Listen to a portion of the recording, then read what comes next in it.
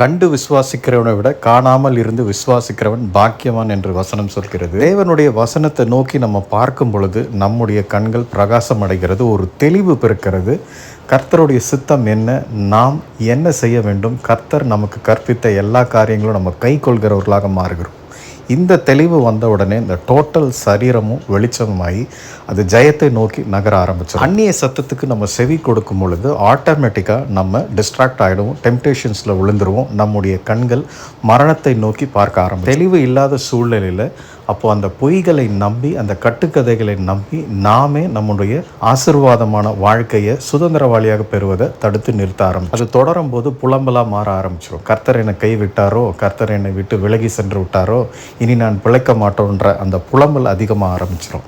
But once நம்மளுடைய கண்கள் வசனத்தை நோக்கி இருக்கும் பொழுது தவறே செய்தாலும் உடனே ஆண்டவரிடத்தில் மன்னிப்பு பெற்று மனம் திரும்பி மீண்டும் அந்த புத்திர சுவிகாரத்தின் அதிகாரத்தில் வந்து தெளிவுள்ளவர்களாய் அந்த டெஸ்டினேஷனை நோக்கி, ஜெயத்தை நோக்கி நம்ம இயேசுவின் நாமத்தில் நடக்க ஆரம்பிச்சோம்.